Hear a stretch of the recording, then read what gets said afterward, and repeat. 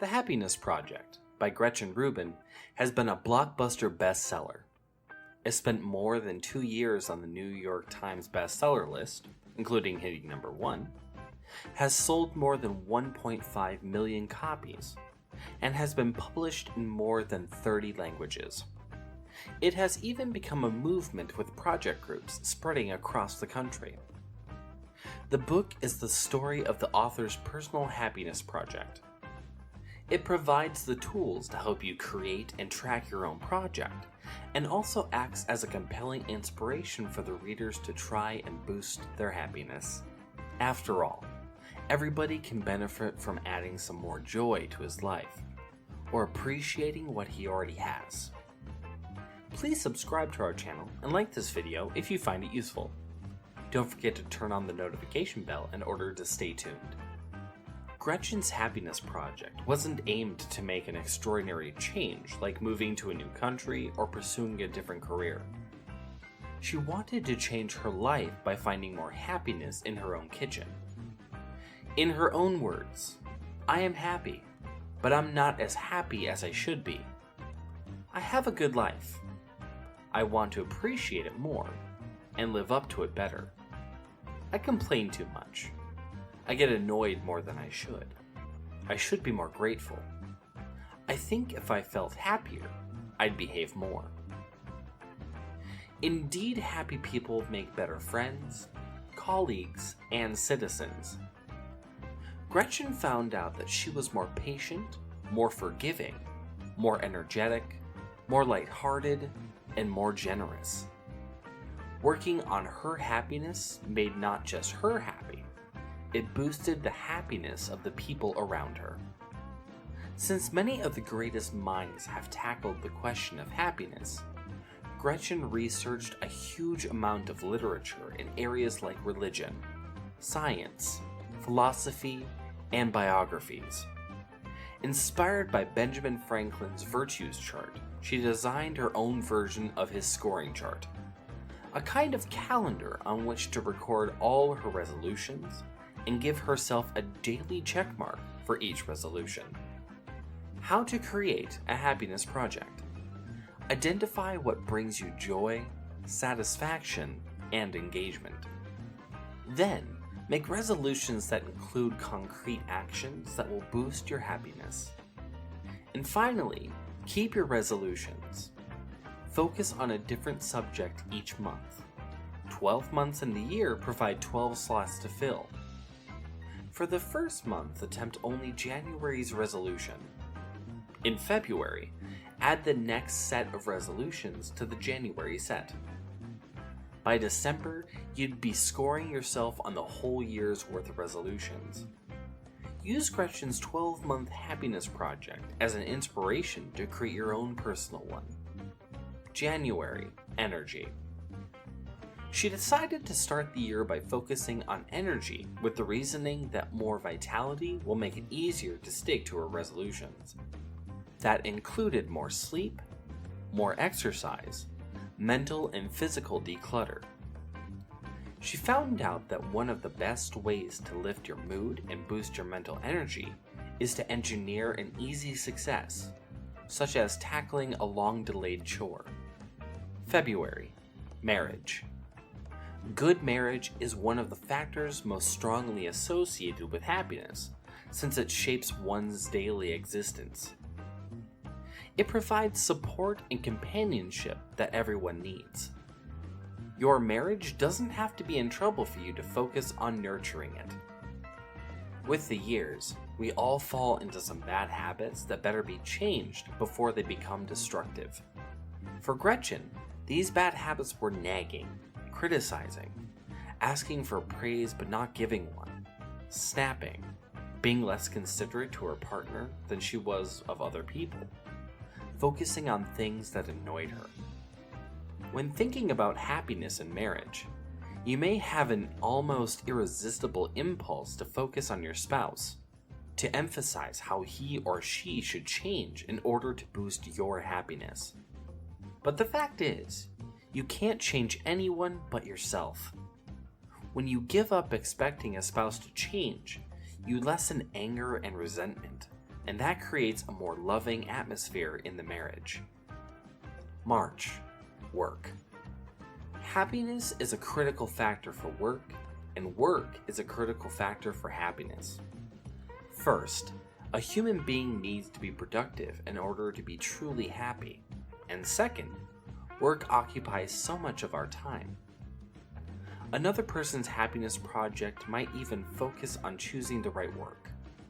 For Gretchen, focusing on work meant bringing more energy, creativity, and efficiency to her work life. In order to have more success, she embraced the fun of failure and accepted it as part of being ambitious and creative. She also fought her impulse to pretend to know things she didn't know and learned to ask for help. April, parenthood. Our children give us the happiest moments of our lives, and at the same time are also a tremendous source of worry, irritation, expense, inconvenience, and lost sleep. Gretchen's goal for the month was to become more tender and playful with her daughters. She wanted a peaceful, cheerful, and even joyous atmosphere at home, and she knew nagging and yelling weren't the way to achieve that. She found out that singing in the morning has a cheering effect and makes it easier to take a light tone with your naughty little ones. She resolved to make her family a treasure house of happy moments and give it the time it needs. May, leisure. Regularly having fun is a key factor in having a happy life. Work on your play. These are the activities you do in your free time because you want to do them, for your own sake, that have no economic significance and don't lead to praise or recognition. Take time to be silly. Don't let yourself become a gloomy, boring, sad person. June, friendship. No matter what they're doing, people tend to feel happier when they are with other people. You need close long-term relationships. You need to be able to confide in others. You need to belong. Gretchen focused on strengthening her friendships by remembering her friends' birthdays, being generous, showing up, avoiding gossiping, making new friends. July, money. Gretchen decided to buy herself some happiness by indulging in a modest buying splurge from time to time. Her favorite, a children's book collection. This month, she reached the conclusion that if money is to enhance her happiness, it must be used to support aspects of life that themselves bring happiness to you. August, eternity. In August, Gretchen turned to the spiritual realm. She decided to heighten her awareness of the brevity of life by reading memoirs of people facing death. As a consequence of reading these accounts, she found herself with greatly increased appreciation for her ordinary existence. Everyday life seems so permanent and unshakable, but it can be destroyed by a single phone call. The realization that the days are long but the years are short made her strive to live fully in the present and appreciate the seasons of life. September. Pursue a passion. Recognize your passion, make time for it, and find ways to integrate the activity into your ordinary days.